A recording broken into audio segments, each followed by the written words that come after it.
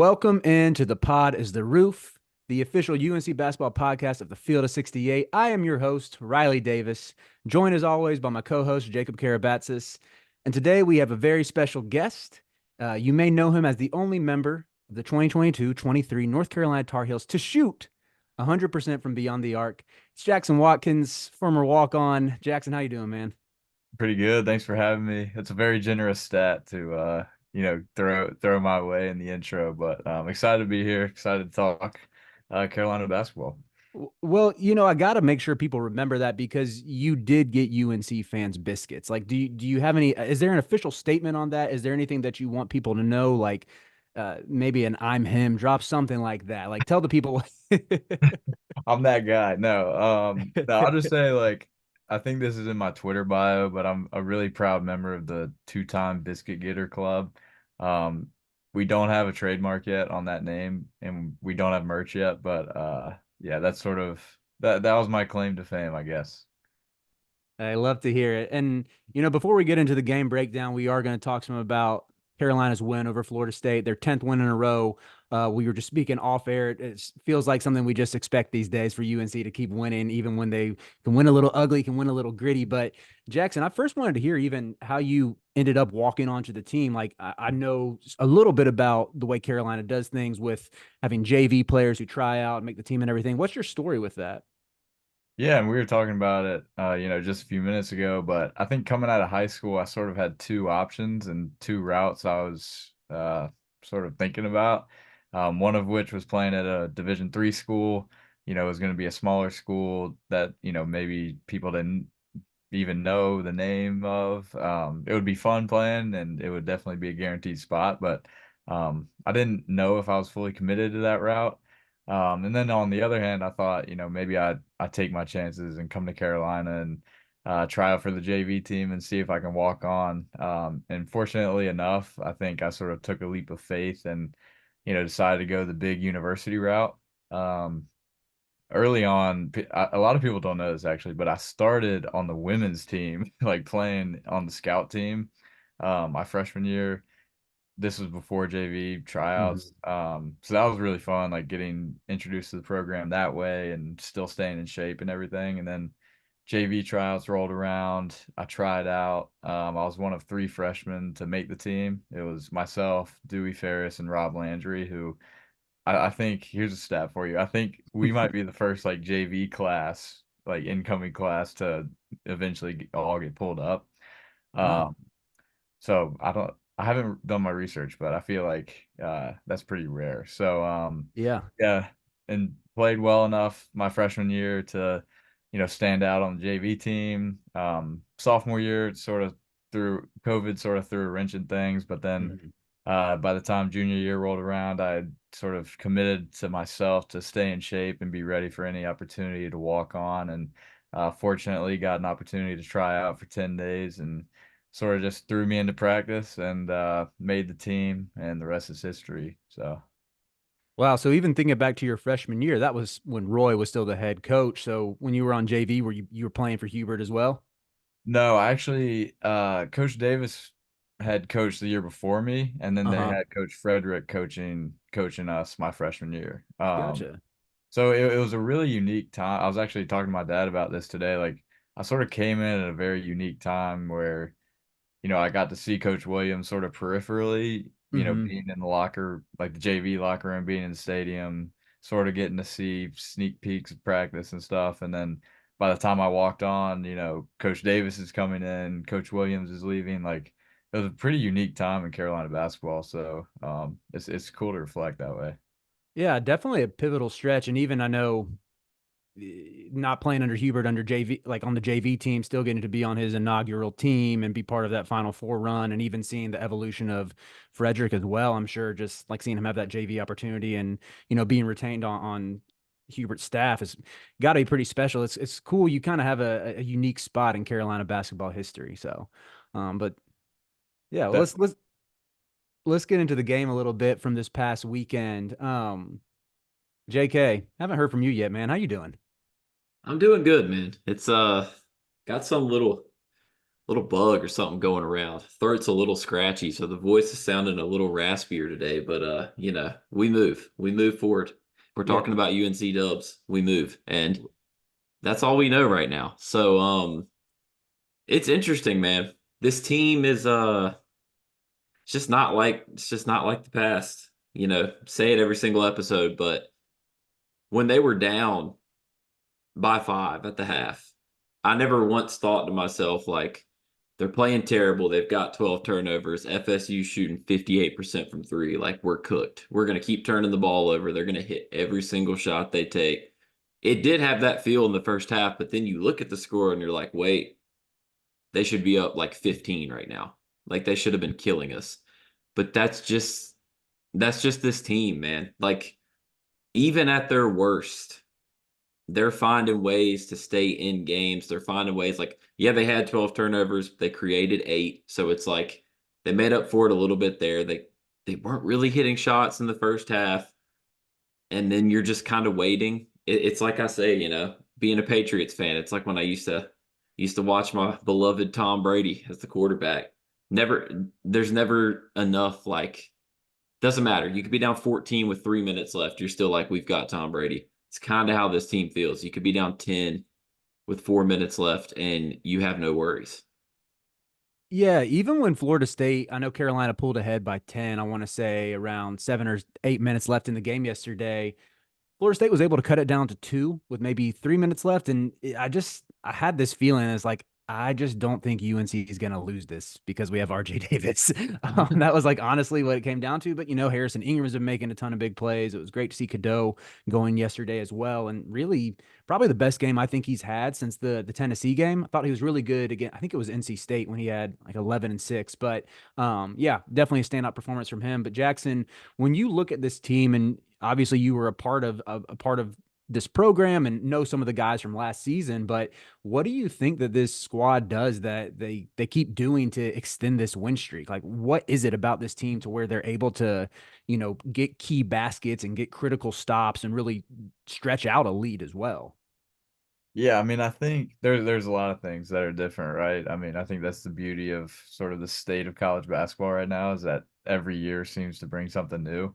Right. Um, but I'd say like we're defending at a really high level. I don't know the exact stat, but I think we've held opponents like 70 points or fewer, probably probably close to 10 games.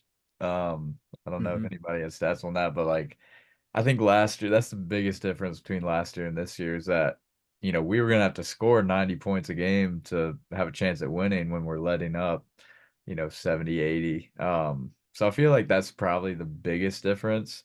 And then sort of you add in the fact that we have, a lot of different pieces that can play their role and know their role on offense. Like I think that's been playing to our advantage a lot. And that was really evident in Florida State. Like nobody panicked.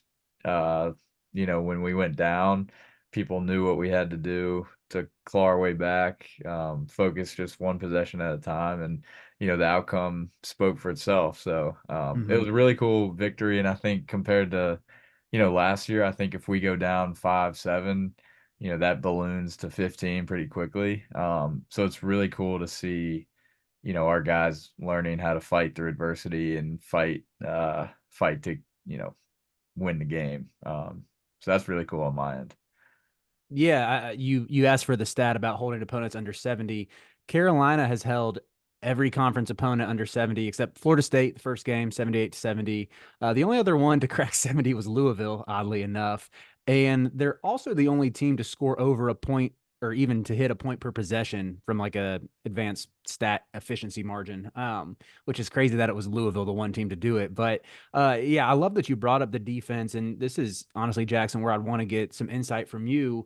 So this is coming from my perspective. Like I'm not an X's and O's guru by any stretch. I try to watch a lot of games and break down what I see, but my at least to my untrained eye, I should say, it seemed like there was a change in defensive philosophy this year where there's just a lot more aggression, whether it's like hard hedging ball screens. I know they tried switching a lot of screens early on in the year, a lot more of heating up the ball, extending pressure when they need to.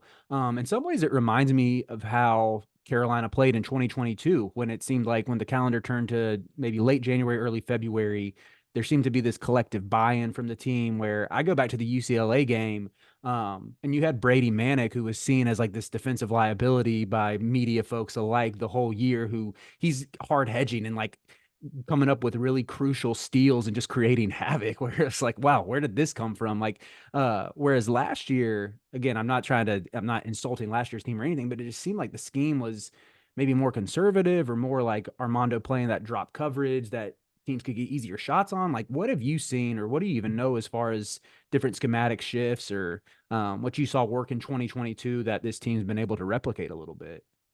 Yeah, no, that's a good question. And it's funny you bring up Brady sort of just creating havoc, because I remember there was one game where I don't even remember like what Brady was saying, but basically Coach Sully, he was just like, don't worry about what defense we're playing, just get in the way. And Brady was like, yep, that's all you gotta say. But no, I think this year, I mean, obviously I'm not in the locker room, like I don't know exactly what defenses we're playing against each opponent, but I think from my perspective, it looks like we're icing a lot of ball screens. I didn't know that terminology really coming in to the program, but it's basically where you don't even allow the guard to come off the screen. You just keep them, on the sideline. And, in 2022, when we went on our run, we were icing everything. And I Mhm. think when you keep the ball on one side of the floor, there's only so much you can do because there's so little space. And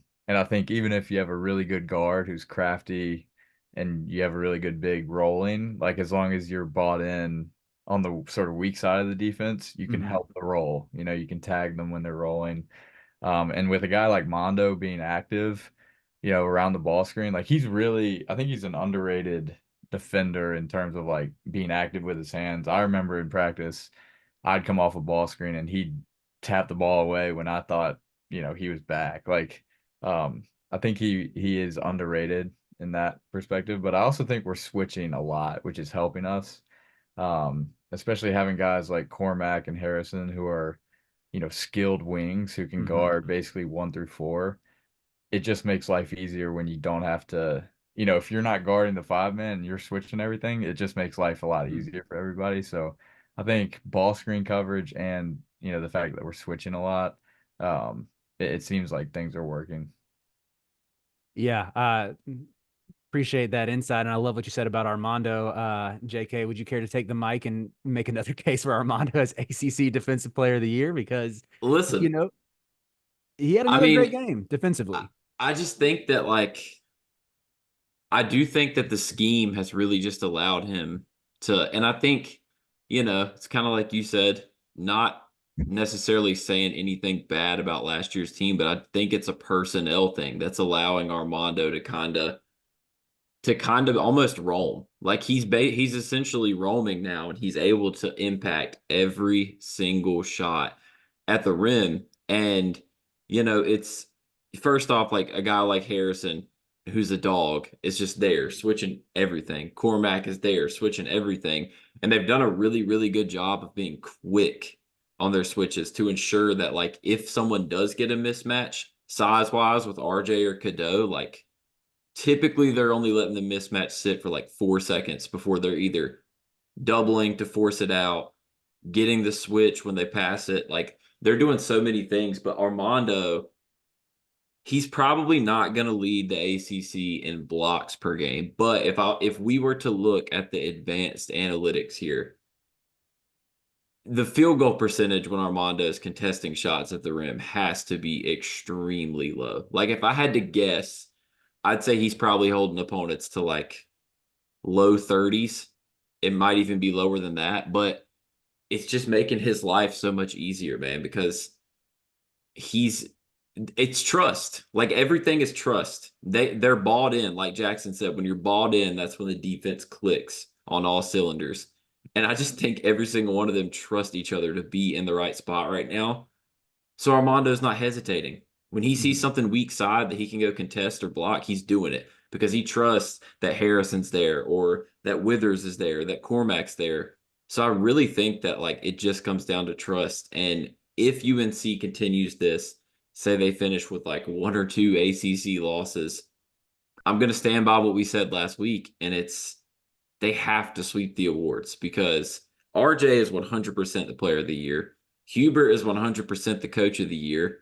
And I'm sorry, like you can give me all the stats you want about Dunn. Virginia is terrible. I'm not giving defensive player of the year to a team that's going to finish 7th in the conference. So, I mean, I don't know. Armando, I think people are just not watching the little things. I think you look at the box score and you're like 5 points and 4 rebounds from Mondo. That's terrible. He doesn't have to do as much on offense this year. He's going to be there when he needs to be. Guarantee you he's going to be turned up on Saturday against Duke. Like he'll be there when he needs to be there, but it's the little things. And this right now is 100% the best defensive version of Armando I've ever seen in his time at Carolina. Yeah, it seems like he took it personally when people sort of forgot about him after Atlantis. I would guess I mean, he's always been a very honest, candid interview, like post game and stuff. Like, I would guess he would admit, like, yeah, he kind of got cooked by Eric Dixon, and since then just has become one of the better interior bigs in the country. I always thought he like kind of got an unfair rap when people like, I don't know, this is mainly just Carolina haters, Duke fans in my mentions trying to tell me he can't guard in space. When again, I always point them back to the 2022 title run when he guarded Jeremy Sohan, who was a lottery pick, like shut him down against Baylor, was switching on to Tiger Campbell like it was nothing against UCLA. We've known he's had this in his bag, but he's just ascended to another level. Yeah, to even give you a stat from yesterday, Jacob, I looked it up. Florida State shot 44% at the rim yesterday. That's not good. I think like probably the where you want to be is at least 60%. I don't, have the exact numbers in front of me, but I think both of y'all also touched on Harrison Ingram and sort of what he's been able to provide defensively as well. His evolution has been incredible, in my opinion, even going back to the start of the year where, we've known he had the physical tools. He's got like a probably close to a 7-foot wingspan, good frame, obviously, but the knock on him was his foot speed or his lack of explosiveness. But he's sort of become this maniacal defender as well. Like he had that block from the weak side in clutch time. I can't remember who he blocked yesterday, but yeah, Jackson, what have you seen from Harrison on the defensive side and how he's helped this team ascend to one of the better defenses in the country? Yeah, that's a really good point. I think early on, like everybody was trying to figure out their role. Mm-hmm. But I think like pretty quickly we figured out that he was sort of the X factor, and I still think he is. Um, and sort of to tie in, Mondo to Harrison, I think an an overlooked part of Mondo's game is the attention he gets on the rebounding front, and that's Mm-hmm. opening up. Harrison probably leads our team in offensive rebounds, but if Mondo's not there, he doesn't. So Mondo sort of attracting two box outs at times Mm-hmm. allows Harrison to get in there, get quick layups. But I'd say Harrison, he's not reliant on the three, but he can certainly knock down timely shots like he did yesterday. I think he started like 2 for 2, and those are some huge, huge threes. But he's also huge. I mean, he's a big guy. He can back down guards. I love that little jump hook. He's patient in the paint. And we like to call it the mush move, where you start at the 3-point line, take a couple of dribbles, just start backing your guy down, and he's a really good decision maker, out of that. And I think last year, like Pete would do that move a lot, but Mm-hmm. we didn't necessarily get the best shot out of it or the best pass. Mm-hmm. So I think Harrison sort of brings that, not just physicality, but also IQ that it's a patient player, and he knows when to make the right play and when to take the shot. So I think he adds a lot to this team, and especially on the leadership front. Like it seems like he has a quick or a short memory. Like if a bad play happens, if he turns it over, he's clapping, running back down the floor. My sister was at the I have a twin sister, by the way, and she was Uh-huh. at God, what game? She was at, I think it was some blowout, and Harrison had that breakaway and just like completely whiffed the Oh dunk. yeah, the Syracuse game. Mm-hmm. Syracuse, yeah. And so he completely misses the dunk, and Jalen like scoops it up. But she remembers like seeing Harrison just run back down the floor with a big smile on his face. Like it seems like that's just the type of guy he is, and I think that's what the team needs. Yeah, Yeah. so we Go talked ahead, about Jacob. this last week. You brought it up. I don't know the numbers. I'm gonna have to figure this out on my own because I don't think there's a way to look this up. But I'm telling you, Harrison Ingram, when he has a mismatch and backs someone down to the block, it feels like with a smaller defender on him, he shoots like 80% on those jump hooks. He just doesn't miss. Like anytime I see them switch onto Harrison and he gets the ball and takes two dribbles, and he usually takes like a split second to feel. It's like you said, he's a great decision maker. The amount of times, and honestly, there's been a couple of them that are on him. There's been a couple that are on Armando, but there's even been a couple times where he gets that position and he goes up and tries to throw like one of those interior bullet passes to Mondo or like the dump downs over the top. He just has such a good feel, but I swear that he genuinely does not miss those shots. Like he just doesn't. Yeah, he's been a ton of fun. Like I was pretty high on his addition when Carolina got him. To one extent, like there just weren't that many 6'6", 6'7" wings who could play the 3 or the 4 in the portal. Like most of those dudes who are good are in the NBA. I think it's been awesome to see Harrison kind of redefine his career, coming out of high school as a McDonald's All-American, who had a lot of NBA buzz even after his second year at Stanford. And I mean, I think he's going to get drafted, whether it's this year after his senior year. But you mentioned him smile, like getting back down on the court in a lighthearted situation. I kind of want to go the other way and like I kind of think he might be just a psycho on the court who who like brings that edge out of the rest of the team. And if you like again, I've only ever talked to him just after games and like post game interviews and stuff. Electric interview. Would love to get him on the pod sometime. But yeah, he's just like really easy to talk to and just super energetic all the time. Like he's doing that same laugh that he did after smoking a layup while being up 30. He's doing that when he's getting like foul calls. Like it just seems like this response that's like I guess I already described him as maniacal, but those are the vibes I get from it. But I think there's like the way he carries himself on the court, the amount of like chirping he does, like just brings out an edge from this in the rest of his team. And I don't know, that's like he's been one of my favorite players to watch this year. Like He it's did it been on Saturday. Who was it that Armando was getting into it with? Deontay Green. Yes, and Harrison, it's funny because Harrison comes up and he's not like pissed. He's not like yelling. He literally just like sticks his arm out and then looks at Deontay and just starts like giggling. I'm like, dude, this man is an absolute, he's just on go at all times. He just started laughing, and I'm just like, yeah, see, you just don't mess with someone that's laughing in that Yes, situation. dude. I'm sure we've all played against people like that. For me, it was in football in high school. Like the best running back I ever played against, he was like telling us good job and great tackle, like on the first series of the game, and like laughing when we contain him for a loss. And then he ended up rushing for probably like 250 yards on us. Like those types of dudes are just built differently. They are. Like he doesn't care. And the other thing I love too is that's just one situation, but anytime there's any sort of like scuffle, he's always the first person there. Like he's not letting anything happen. But I just think I think that's the beauty of this team. Everyone has that stuff to them in different ways. Like RJ's got that like undersized New York guard. Like you can't mess with me. I'm tougher than you. You're not going to be able to stop me. Cormac, I don't even know. Like Cormac just doesn't have fear. He just he He's just got doesn't that. He's got care. that New He York.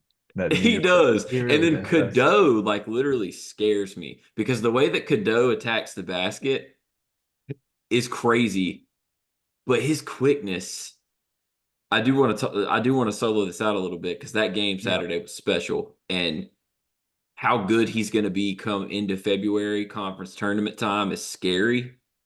But like Jackson, do you think there is anyone? Like, I haven't seen one yet that can stop him from getting to his spot and getting downhill because he just looks like he's in a completely different gear than everyone else.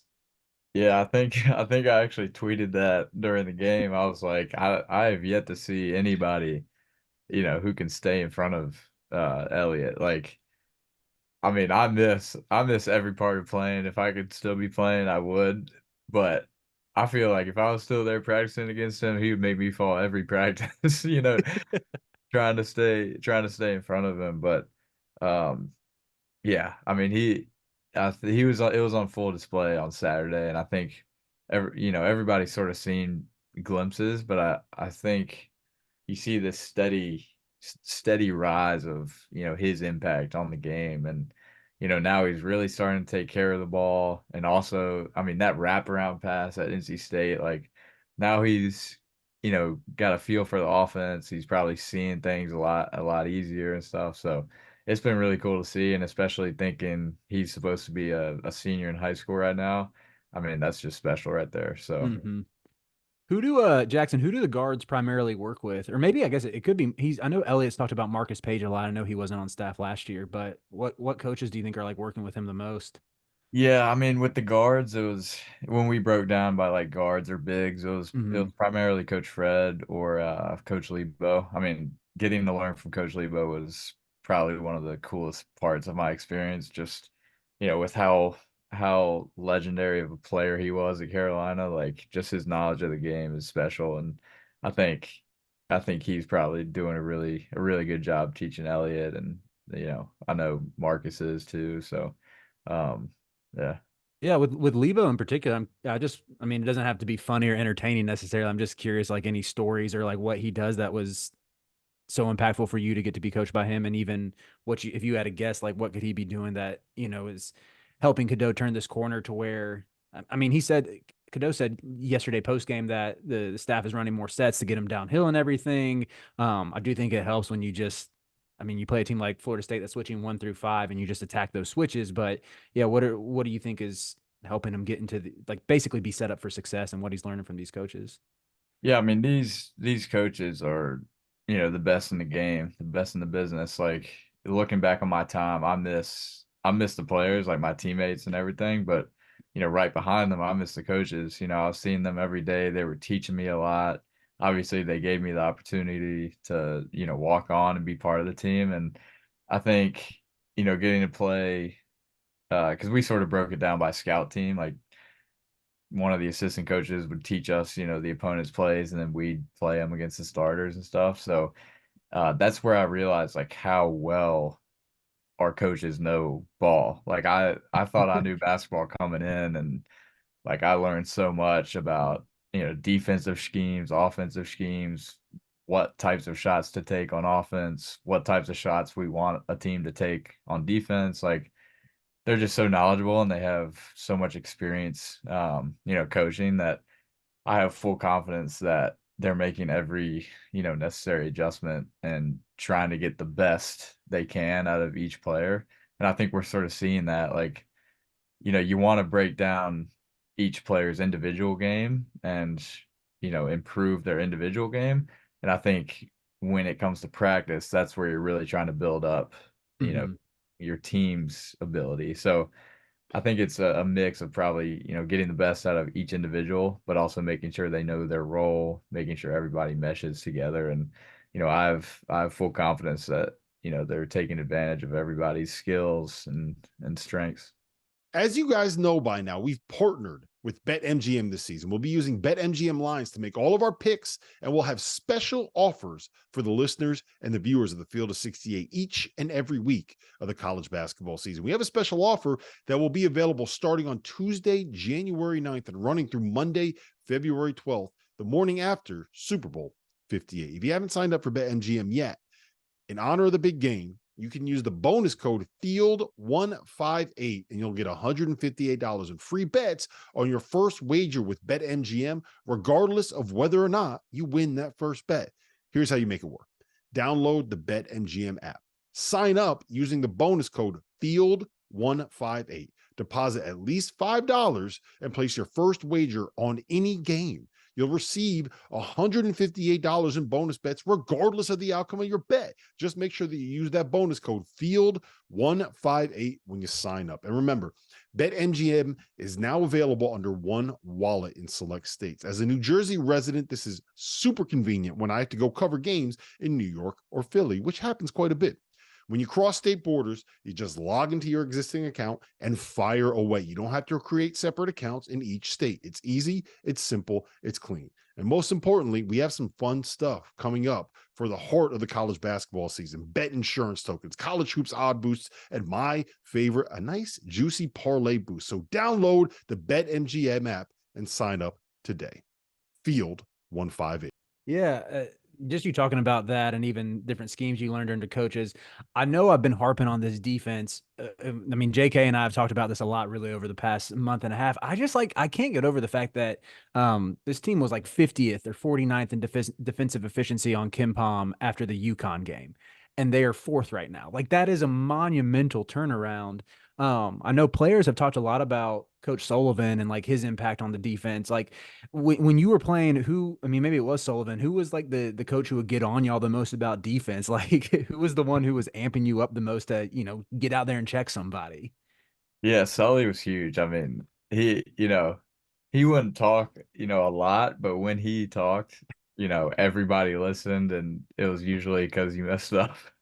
But I mean, I think offense is easy to fix. Like, you know, I don't know. Offense is easy to fix, and it doesn't tend to like win you games. At least that's what people say. So like defensively, that's where everybody was really clued in, and like, okay, if we want to really win, it's gonna have to start on the defensive end. So the hardest practices were always, when we were sort of screwing up on the defensive end. And I think like Jackie Manuel, 2005 national champion, he was on staff, when I played.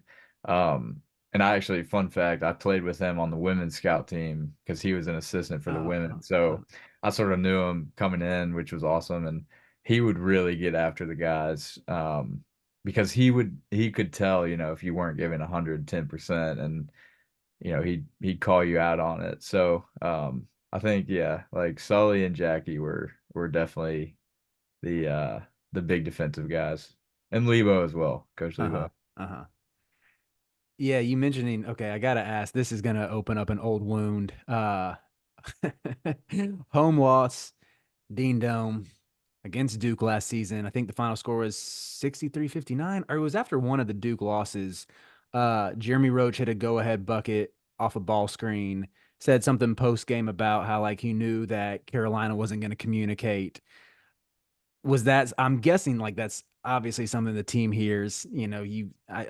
No one's oblivious. We know players are on social media. They see that kind of stuff. Was that something that was addressed in practice? And was that one of those practices that was like, oh shoot, like Sullivan's about to get on us for this? Or Yeah, I don't know that. I mean, geez, yeah, I sort of forgot about that, honestly. But yeah, I mean, at that point in the season, that's sort of just how things were going. Like it just felt like nothing. No, everybody was on a different page, it felt like, and obviously, I guess it was obvious enough for, Roach, who's a great player, like to take advantage of that. So I don't know, like, yeah, I sort of forget the practice after that. Because for me personally, like having started that game, like it's all sort of a blur because I was just so pumped up on like adrenaline. uh-huh. So I don't remember much from that game, but yeah, I mean that's sort of the annoying, like, that's why I hate Duke. I'll just Yeah. Hey, well, I can bring it up now because he's not going to be saying that after Saturday, and that's not me. I think UNC will win this upcoming Saturday against Duke. But even if Carolina loses, one thing is for sure, like this team communicates on defense. They're locked in, they're synced in. It's awesome to watch. But yeah, so we can go ahead, and I don't want to get to Duke quite yet because I do want to talk a little bit about Georgia Tech on Tuesday. JK, you got anything you're looking for out of this game? We know Um, Georgia Tech is bad, but I mean they beat Duke once. They beat Clemson at Clemson. Like they have some decent talent. They have dudes with pedigree. yeah, so I mean that's kind of the number one thing for me that I hope there's two things I hope the guys use chips on their shoulder for this game. One, how historically bad UNC athletics is when they go to Atlanta. And two, that this team beat Duke and then hung with Duke. So if you can blow them out, it's like another slap in the face to be like, Duke, how did you guys lose to this team? They suck. But I mean, the number one thing is you have to prevent a Miles Kelly game from happening because that's the one blemish. And it's obviously been a lot better this year, but it did happen early on with Eric Dixon and stuff. UNC has had a tendency in the past to kind of give up big games to dudes. We've talked about the L. Ellis games in the past. You talk about the Dixon game. Just don't let Miles Kelly get going. I mean, realistically, this should be a blowout. And I mean, UNC is probably going to be what? On the road, 12.5, 13.5 point favorites. I mean, Mhm. it's a 9-11 Georgia Tech team. I just, in the past, this is a game I would have worried about, where I would have been like, okay, eventually the old woes are going to come through. But no, I'm past that with this team, man. I'm a believer. I think everything they're doing is legit. I think if any, yeah, they're bound to lose a game or two. Like, it's gonna happen. But I think this is who they are. I think this is their identity, and I don't think there's going to be anything to worry about. I really don't. I think the ultimate key that we talk about on every podcast basis is that it's a different gravy when you can play defense. And like Jackson said, even last year, they pretty much knew they needed to score 90 if they wanted to catch it, if they wanted to get out of there with a win. This team's not thinking about that, because in this team's mind, okay, we're cold from the field tonight. We'll give up 59, 60 points. Still get out of there with a 12, 13-point win. I think that's just the difference, and I think that's why I'm fully bought in and don't have any worries. I think we're going to absolutely destroy Georgia Tech. I think Carolina does end up winning pretty easily. I'm glad you mentioned Miles Kelly, because people who don't follow ACC basketball don't know how good he is. He's so good. To me, he's like the meme of the cat in the pet store where the guy says, "I'm gonna get you out of there." I'm like, Miles Kelly, please go play somewhere other than Georgia Tech like that.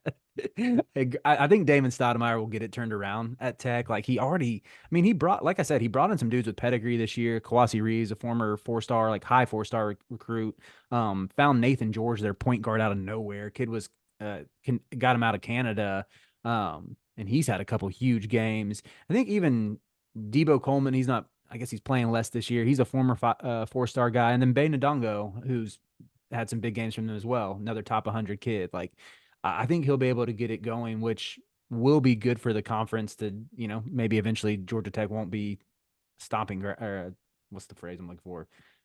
Stomping Matt. Why is this phrase escaping? Y'all know what I'm talking about. But yeah, Jackson, is there anything you're looking to out of this game that you want to see from Carolina?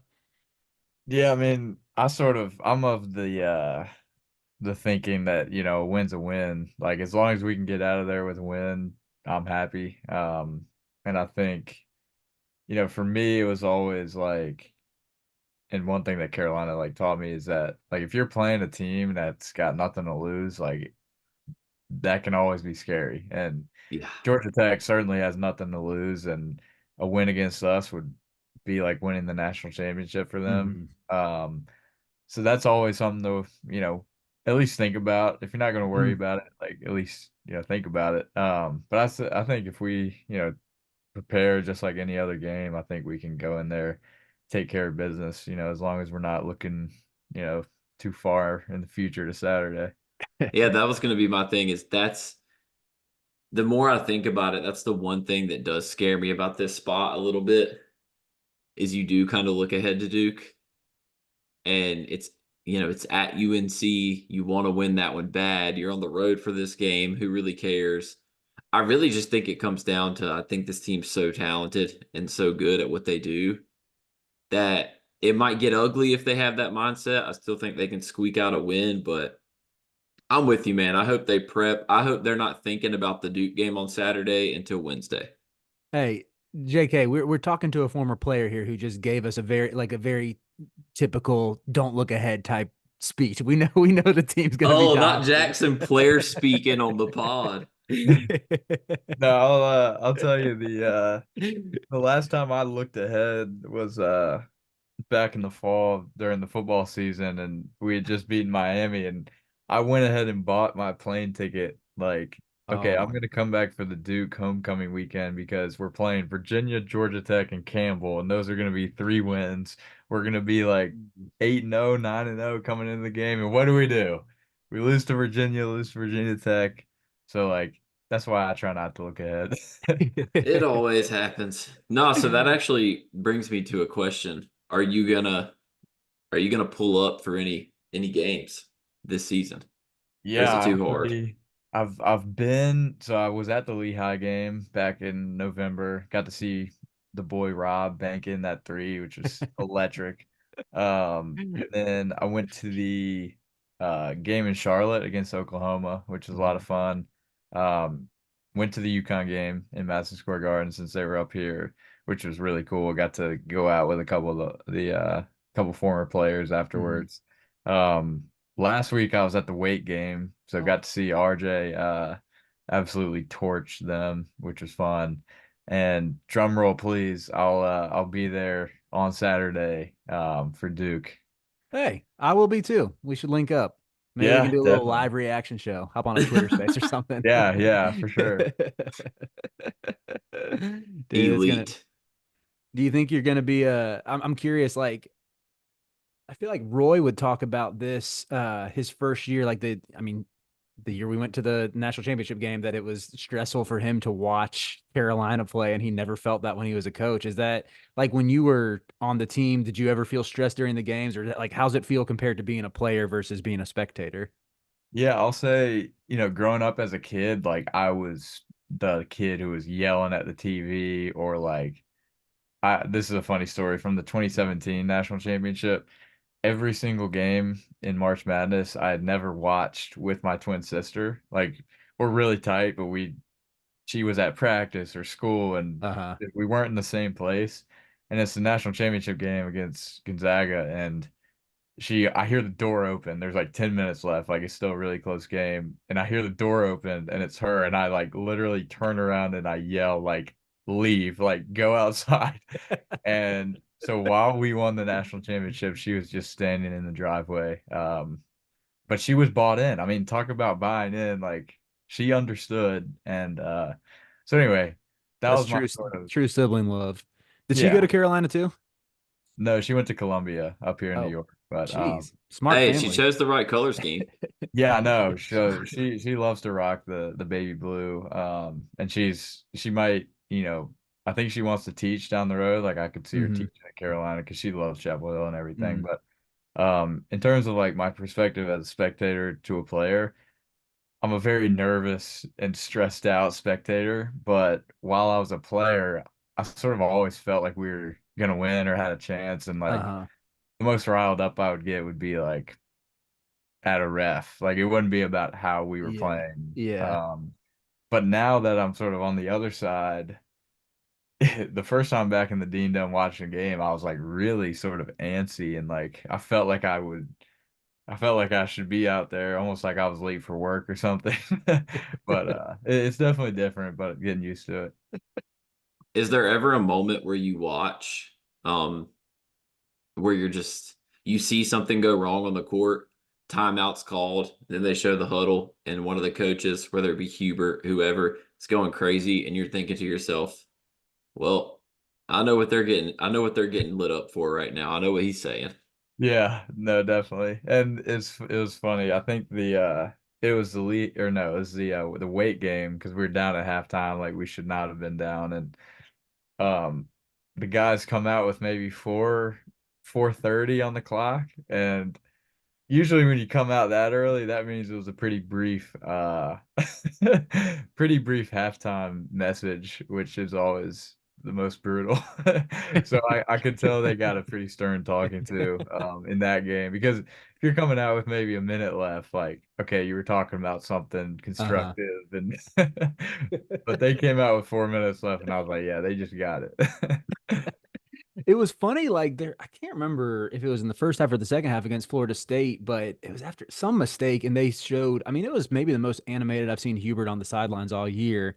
Um, I'm like, are we sure this dude never cusses? Because he looked so. I just don't know how you get that animated and that upset and just completely censor yourself. Like I am a man of faith myself, but like I have a hard time censoring myself when I like It's a get it. skill. Like I think it's a skill because when I get angry, I don't remember what I say. But yeah, I mean, I love seeing. I feel like we've gotten more fiery Hubert this year, which I love. I because obviously everybody goes back to the live action moment. I guess you didn't even hear that because you were at the game on the bench, but like with Hubert saying that at halftime. But yeah, I think a fired up Hubert is the best kind of Hubert. I'm with that. Should we move into into our final segment with our special guest here? Yeah, you can lead this one, JK. Okay, so at the end of every pod, play a little game, pay some respect to the program with a game we like to call Four Corners. So we're going to give you a couple categories here, and you're just going to give us your 4 answers. So number 1, you are a biscuit boy.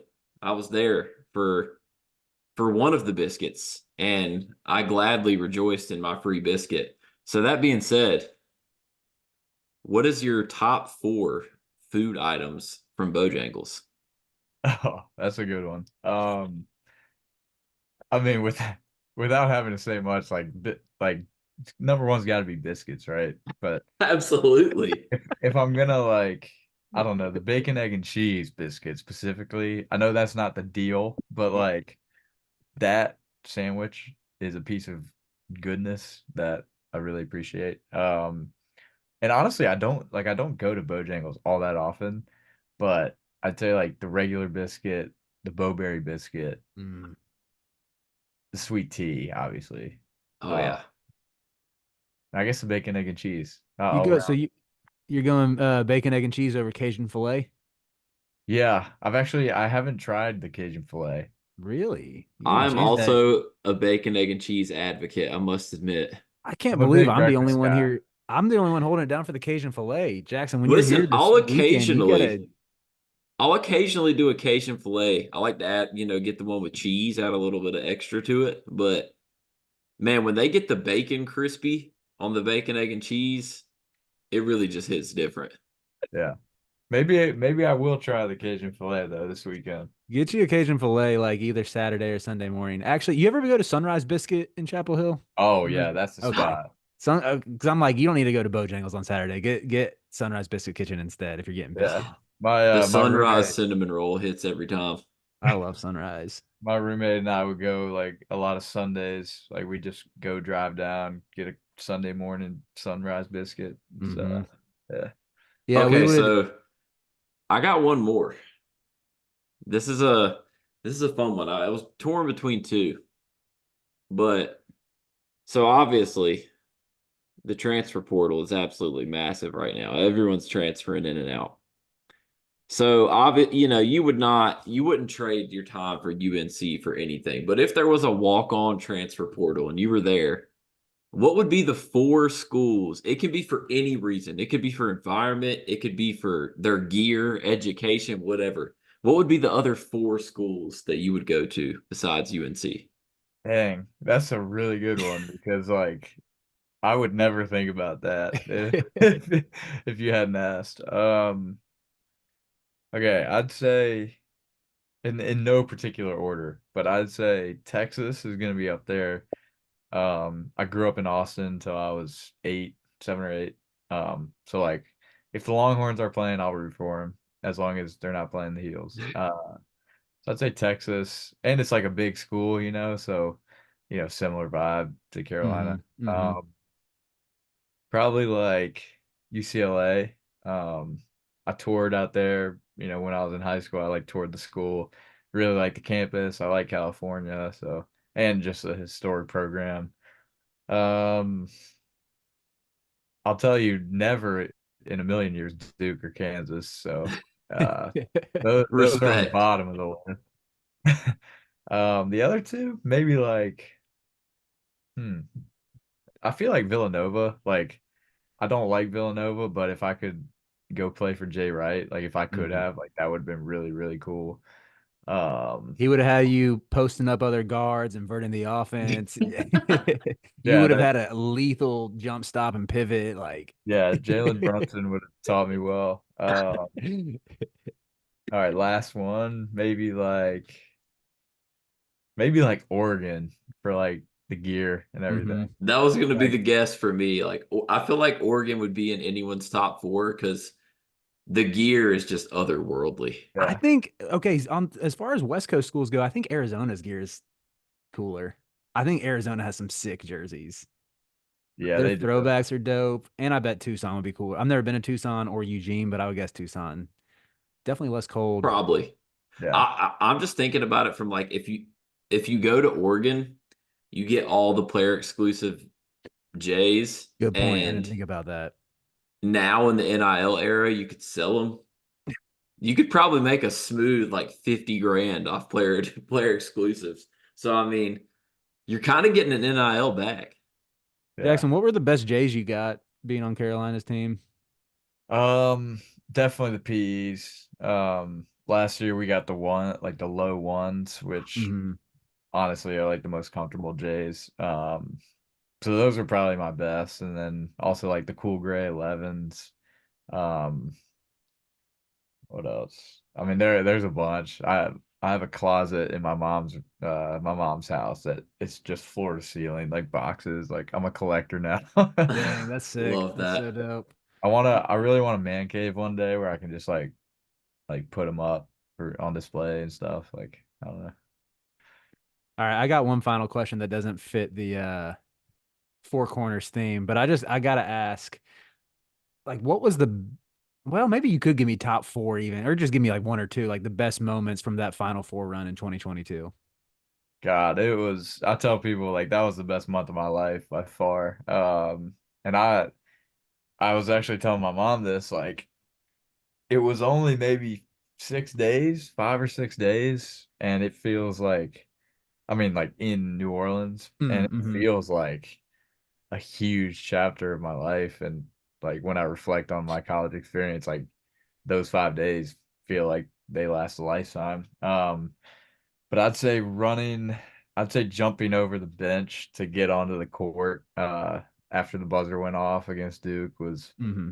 that was a special feeling. Because nobody knew what to do. We were just like running around on the court, celebrating. And then sort of just like some of the small moments, like we went to this really good barbecue spot. Actually, one of those hats up there is like from the shop. I guess we like rented out the back, so they gave us like t-shirts and hats and everything. And we had an afternoon there. The weather was perfect, and we were all just eating and playing cornhole. And I remember just thinking to myself, like, I can't believe I'm here, like about to play Duke in the Final Four.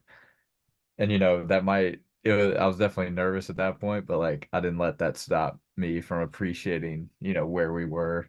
Um, and then sort of a last note, which isn't like a happy note, but by any means, but I think one of the most memorable sort of moments was when we lost, and that same bench that I had, jumped over, I sort of fell over and Mm-hmm. crawled over and just picking my guys up, like it was an uncomfortable and unhappy feeling, like pure disappointment. But at the end of the day, like I got to experience that with my teammates and with my Mm-hmm. coaches, and I wouldn't trade that for anything. And I think Big May said it the best in the locker room after that game. Like nobody really knows it in the moment, and I still don't know why we lost, but there's some lesson to be learned from it, and I try and learn, or I try and keep that with me, Mm-hmm. wherever I'm going. Like you're not always going to win, but that's where you really realize it's more about the experience and who you're with. So I'd say like those three things are what I remember the most. Mm. That was great, man. I appreciate you sharing all that. I love the way you put it, and I don't know, not to get too sentimental, but it's like you look back to that team that's like there's probably kids around the triangle growing up, and that's the first Tar Heel team they fall in love with. Like that team. I just remember the day after on that Tuesday. It's like you can't even be mad as a fan. What Carolina did. I mean, Armando, I know, couldn't even walk like that after the Duke game and went out and played probably close to 30 minutes of basketball. And just the definition of leaving it, again, dropping a sports cliche here, but leaving it all out on the court. Going to be a fan favorite team for many, many, many years to come. So, thanks again, Jackson, for being on tonight. We appreciate you making your first appearance on the Pod as a Roof. Hope to have you back on. But yeah, where can people find you on Twitter? And if you want to, feel free to push your own podcast as well. Yeah, no, definitely. And thanks for having me on here. It's great to, talk with you guys and talk Carolina hoops. You can follow me on IG at Jackson Watkins 30. That was my number. And Twitter, I don't even know my handle, but I think it's like J Watkins 30 or something. And yeah, I started a podcast back in the fall a couple months ago. It's called the Biscuit Show. It's only me for now, but I try and give my takes and tell some stories along the way. So feel free to go check that out. Appreciate you, man. I'm Riley Davis. This is Jacob Karabatsos next to me. We'll be here the rest of the week. We'll be on your feed talking all things Duke leading up to what is going to be the game of the week. Players can't look past Georgia Tech. As media, we have the luxury where we can, gas up some other games. So, but we'll probably be back later in the week to talk a little bit of Georgia Tech, look ahead to the Duke game as well. So have a good one.